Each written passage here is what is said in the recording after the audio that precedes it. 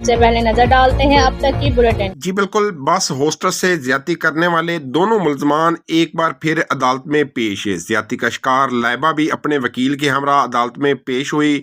Senior civil जज ने गिरफ्तार दोनों मुलजमान को जुडिशनल जेल भेज दिया। मुकदमे में नामजद मुलजमा आलिया ताहाल गिरफ्तार न हो सकी। पुलिस मुबीना तौर पर बस कंपनी के मालकान से साजबाज हो चुकी है और मुलजमा को गिरफ्तार नहीं कर रही। जी बिल्कुल, मुतासरा लड़की लाइबा ने अपना वीडियो बयान में कहा है कि पुलिस मुबीना तौर पर बस कंपनी के मालकान से साजबाज हो गई है। जो मुलजमा है, नामजद मुलजमा है, उनको गिरफ्तार नहीं कर रही।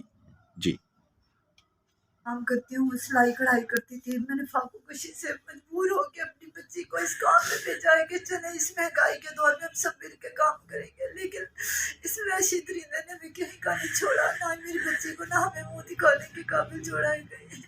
मैं बहुत परेशान हूँ, मुझे कुछ समझ नहीं आ रही मैं क्या करूँ। खुदारा मेरी इस बात पे आप एक्शन लें, आप सब उठ के मेरा साथ दें ताकि आने वाले वक्त में किसी बच्ची के साथ ऐसा ना हो। वो सब पुलिस भी मेरा साथ नहीं दे रही, ना मुलजमों को पकड़ रही है ना कुछ। उनको बस अपनी पड़ी हुई है कि हमारे पास गाड़ी नहीं है, गाड़ी में तेल नहीं है, ये नहीं है, हमारी नफरी नहीं है। 100 में बातें कर रही है। मैं मजबूर हो गई, इधर बैठी हूँ। आज तीसरा चौथा दिन है मुझे इधर। मुझे पता है मैं किस तरह हालात का मुकाबला कर रही हूँ। मेरे पास न पैसे हैं न कुछ है। मेरे अपने छोटे छोटे बच्चे छोड़ के आई हूँ। मैं बहुत मजबूर होकर इधर बैठी हूँ। मेरा कोई साथ नहीं दे रहा। हुकूमत का कोई बंदा नहीं मेरे पास चल के आया कि आपके साथ इतना बड़ा मसला हो गया है, हम आपके साथ हैं। किसी ने नहीं एक्शन लिया इस बात पे आके। जी, मैं लाइबा का वालिद बात कर रहा हूँ।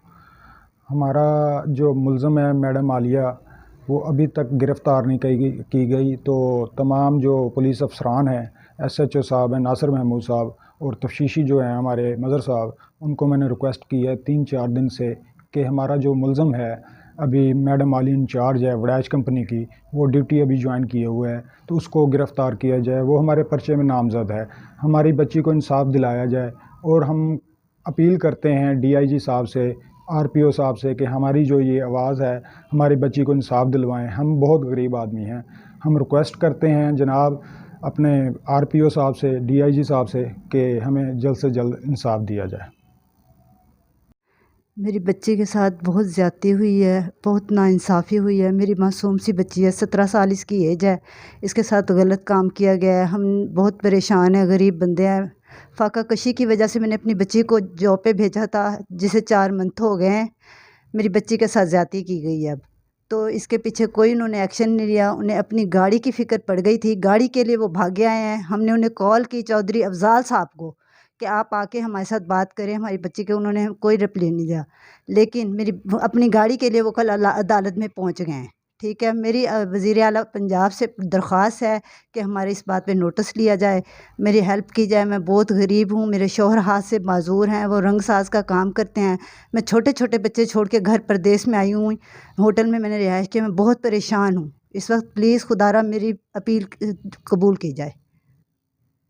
मैं अपनी इंचार्ज आलिया को कहती रह गई हूँ कि मेरी इसके साथ ड्यूटी नहीं लगाओ। उसने जबरन मेरी इसके साथ ड्यूटी लगाई है। मैं उससे काफ़ी बार पहले भी रोक चुकी हूँ। मैंने उसे कहा कि मुझे इस पे डाउट है तो मेरी इसके साथ ड्यूटी नहीं लगाओ, पर उसने मेरी एक नहीं सुनी। उसने मेरी इसके साथ ड्यूटी लगा दी। इन दोनों की आपस में साज़बाज़ चल रही थी। ये लोग आपस में मिले हुए थे और मैंने SHO को कहा है कि जाओ उसको गिरफ़्तार करो, पर वो उसको गिरफ़्तार नहीं करते। कभी कहते हैं गाड़ी नहीं है, कभी कुछ कहते हैं, कभी कुछ कहते हैं। और कल कंपनी के मैनेजर आ गए हैं गाड़ी छुड़वाने के लिए। आप बताएं, गाड़ी ज़रूरी है या किसी की इज़्ज़त ज़रूरी है? उनको मेरी इज़्ज़त प्यारी नहीं थी, उनको अपनी गाड़ी प्यारी थी। वो गाड़ी छुड़वाने आ गए। सबकी बेटियां हैं, उनको चाहिए था आके मेरे सर के ऊपर हाथ रखते, बेटा तुम्हारे साथ इतना बड़ा वाक़या हो गया, हम आपके साथ खड़े हैं। पर उन्होंने कोई एक्शन नहीं लिया। उन्हें अपनी गाड़ी प्यारी थी, मेरी इज़्ज़त प्यारी नहीं थी। जी, SHO नासिर दानेवाल को जो है मैंने कई बार कहा है कि मुलज़मा को पकड़ने के लिए जो है टीम तश्कील दें, तो उन्होंने अभी तक मुझे यही कहा है जी हमारे पास गाड़ी भी नहीं है, हमारी ड्यूटी लगी हुई हैं, हमारे पास कभी कहते हैं तेली टाल मटोल कर रहे हैं।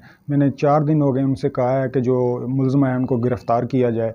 हमारी जो DPO आए हैं अभी नए, उनसे भी अभी मुलाकात, उन्होंने भी हमारे साथ मुलाकात नहीं की, ना वो हमारी आवाज़ उठा रहे हैं। हम गरीब आदमी हैं। हम DPO साहब से कई बार मिलने की कोशिश कर रहे हैं, वो हमें मिल नहीं रहे। तो SHO वाले, पुलिस वाले सारे जो हैं वो टाल मटोल से काम ले रहे हैं। तो मेहरबानी करके हमें जो इंसाफ दिलाया जाए। को जवाब दूंगी, लोगों के मुंह नहीं पकड़े जा सकते। लेकिन मेरी बच्ची ने जो कदम उठाया है वो बिल्कुल राइट उठाया उसने। वो आने वाली अपनी माँ बहनों को ये बताना चाहती है कि हम इस माशरे में सर उठा के जी सकती हैं। अच्छी दरिंदे हैं, इनको अंजाम तक पहुँचाया जाए। मेरी यही अपील है कि इनको जो है ना अंजाम तक, ताकि आने वाले वक्त में ये किसी बच्ची, किसी माँ, किसी बहन के साथ ऐसा ना करें जो मेरी बच्ची के साथ हुआ है। मैं बहुत परेशान हूँ, मैं कुछ समझ नहीं आ रही कि हम क्या करें।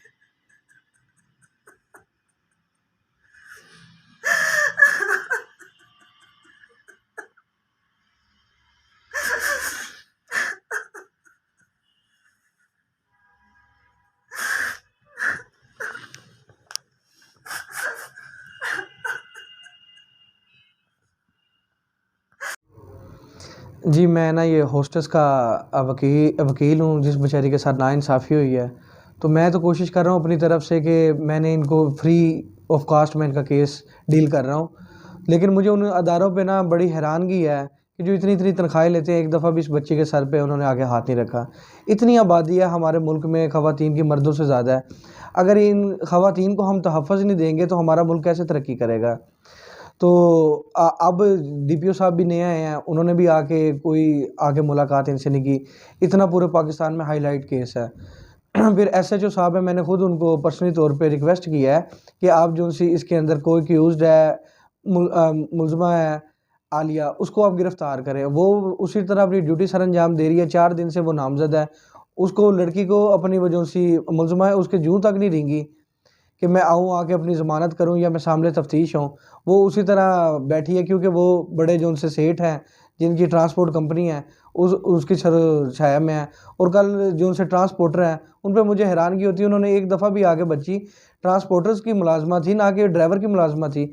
इस पे आते आगे इस पे सबकत का हाथ फेरते, बल्कि इन्होंने मुझे बताया कि हमने तो उनके साथ बात की। उन्होंने कहा कि सर हमारे साथ ज़्यादती हुई है पहले दिन। उन्होंने कहा जी हम नहीं, आपको मैडम आलिया डील करेगी। सबकी बेटियाँ होती हैं, सबकी बराबर होती हैं।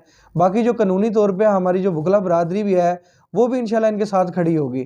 जिस तरह मीडिया इनकी इमदाद करे, मीडिया का भी मैं शुक्रिया अदा करता हूँ कि मीडिया ने इस केस को हाईलाइट किया। बच्ची की बहुत अच्छी काविश थी। जब मैं उसके पास पहले दिन गया, उसने मुझे कहा कि भाई मेरे साथ तो जो होना था हो गया है। मैंने इसलिए स्टैंड लिया कि मेरी तरह जो मजबूरी के बायस घर से लड़कियां निकलती हैं, उनके साथ तो ये ज़्यादती ना हो इस तरह की।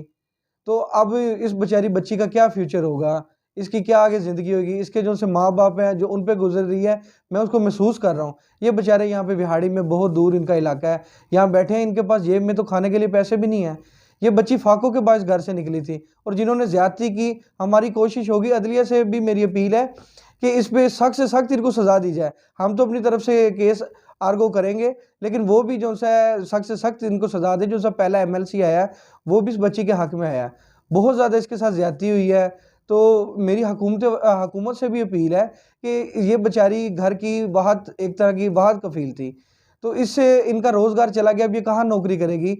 इसके पास आए, इसके ऊपर कोई आप इसके सर पे हाथ रखें और इसको कोई आप लोग कोई प्रोटेक्शन दें, ताकि अगर इसको इंसाफ मिलेगा तो दूसरी जो सी इसकी तरह की होस्टेस है या ख़वातीन जो बाहर निकलती हैं नौकरी के लिए, उनको यकीन होगा कि हम उसका ना यहाँ पे हमें तहफ़्फ़ुज़ मिलेगा, कोई हमारे साथ होगा, और इस तरह किसी की ज़रूरत नहीं बनेगी। मैं चाहता